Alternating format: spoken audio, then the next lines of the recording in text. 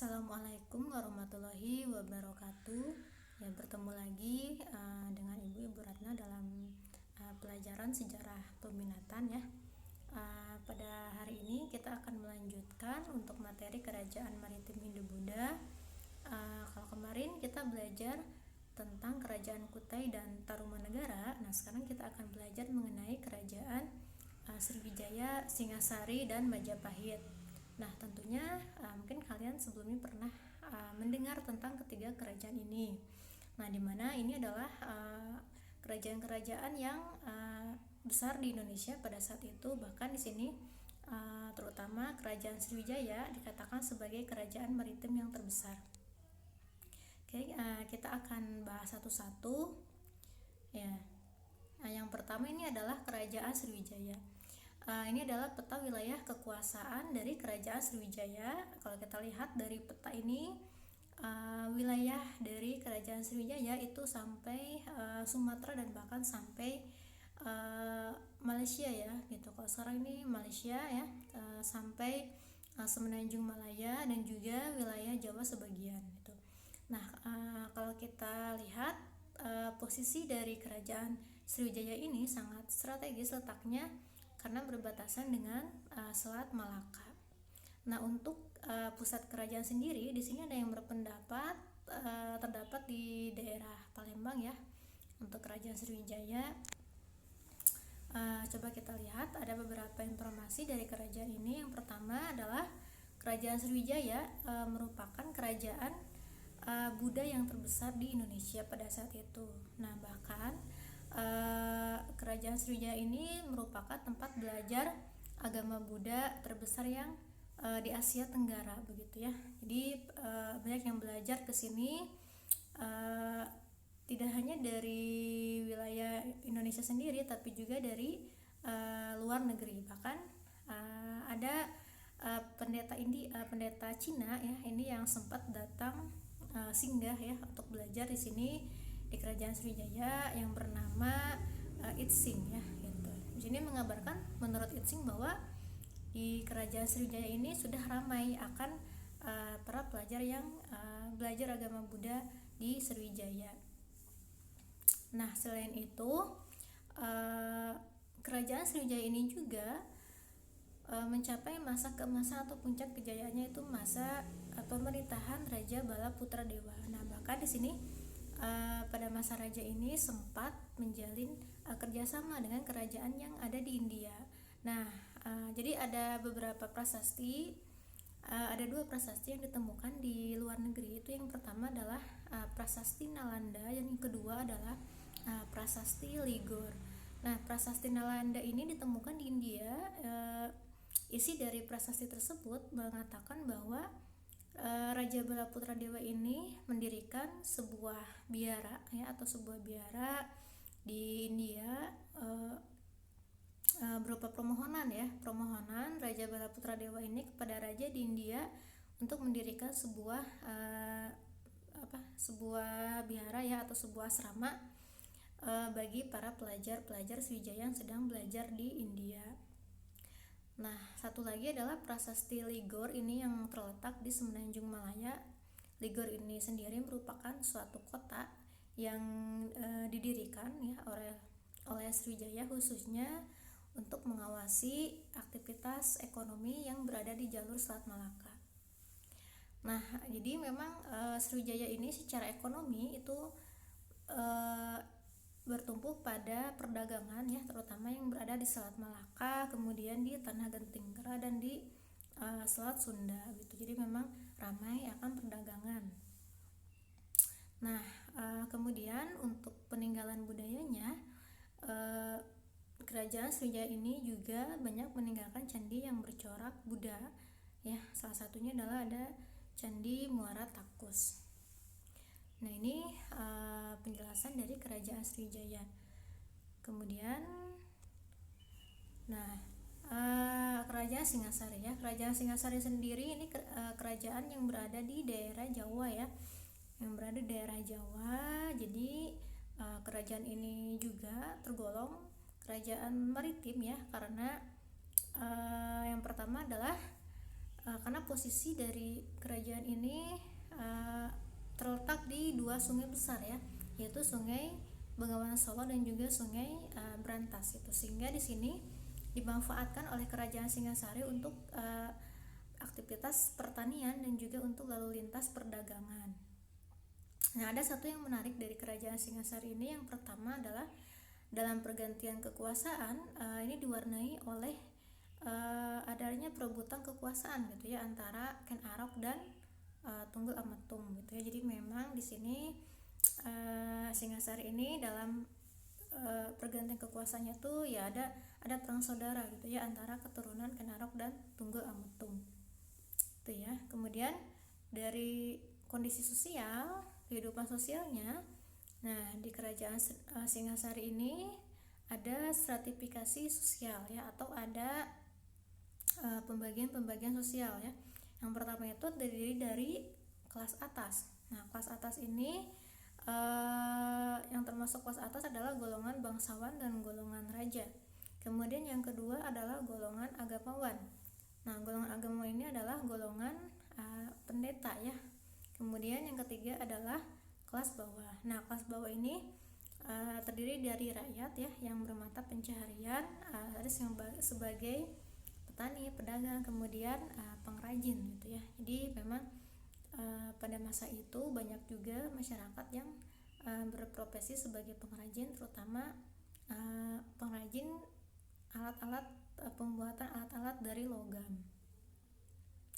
Nah, ini karena wilayah kerajaan Singasari ini berbatasan dengan dua sungai gitu ya, Sungai Bengawan Solo dan juga Sungai Brantas. Hal ini merupakan suatu keuntungan gitu ya bagi kerajaan Singasari, di mana dimanfaatkan untuk pertanian dan untuk lalu lintas perdagangan.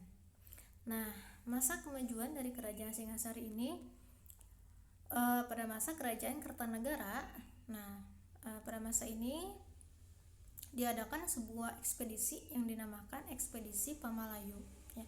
Jadi ekspedisi Pamalayu ini merupakan suatu perluasan ke wilayah-wilayah yang berada di utara ya, yang berada di wilayah Melayu gitu ya, daerah Sumatera ya, kemudian hampir ke daerah Selat Malaka. Di sini bertujuan untuk untuk menguasai perdagangan ya, terutama di daerah Selat Malaka. Karena daerah Selat Malaka ini merupakan daerah yang ramai ya, yang ramai perdagangan ya. Bahkan pada saat itu sudah ramai akan pedagang-pedagang yang berada di luar negeri ya, seperti pedagang Cina, pedagang Arab, dan juga pedagang dari Cina, dari Persia gitu ya. Jadi sudah disinggahi oleh para pedagang dari asing. Nah, ini ya, jadi tujuan secara ekonomi tadi sebagai kendali perdagangan di Selat Malaka. Kemudian yang kedua, nah ini tujuan dari ekspedisi Pamalayu ini adalah untuk menghalau serangan dari Kubilai Khan gitu ya, dari Kubilai Khan dari Mongol ya. Karena pada saat yang bersamaan, pada saat itu Kubilai Khan sedang memperluas wilayah ya, terutama ke Asia Tenggara gitu ya. Nah, ini dari kerajaan Singasari. Oke, kemudian satu lagi adalah kerajaan Majapahit ya. Jadi kerajaan Majapahit ini selain sebagai kerajaan maritim juga dikatakan sebagai kerajaan nasional pertama di Indonesia. Nah, kenapa dikatakan sebagai kerajaan nasional pertama? Karena luas wilayahnya ini hampir meliputi seluruh wilayah Nusantara ya, bahkan di sini sampai ke wilayah Malaysia gitu ya. Nah, sebetulnya kerajaan Majapahit ini erat berdirinya pula dengan kerajaan Singasari gitu ya.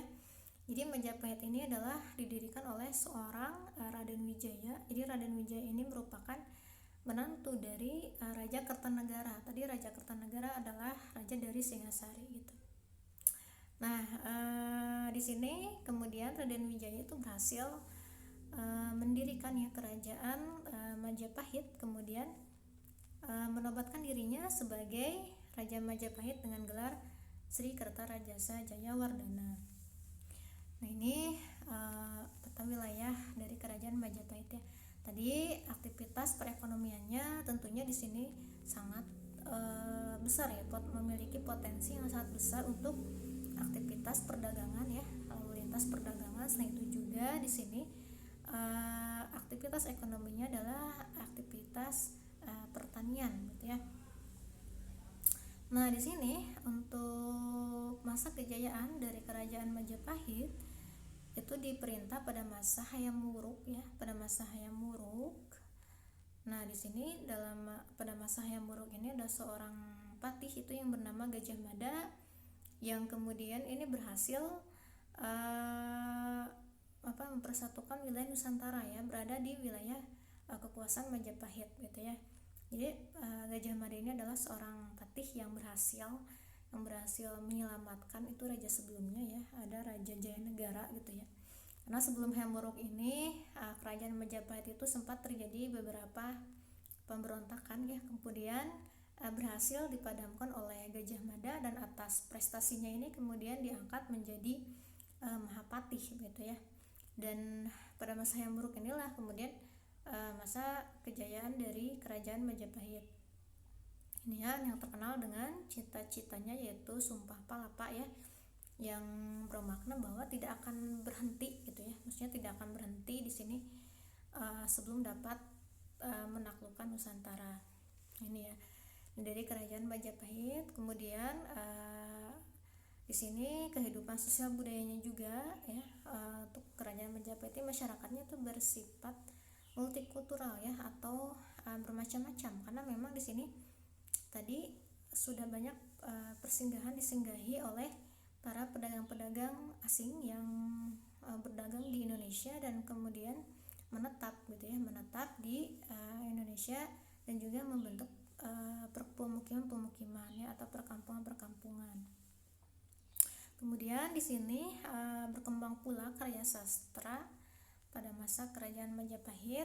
Salah satunya adalah ada Kitab Negara Kertagama dan Sutasoma ya gitu. Bahkan Negara Kertagama ini merupakan salah satu warisan dari UNESCO gitu ya. Nah, demikian yang dapat Ibu sampaikan mengenai kerajaan Sriwijaya, Singasari dan Majapahit ya. Kalau kita lihat memang di sini kerajaan-kerajaan yang ada Indonesia itu tumbuh dan berkembang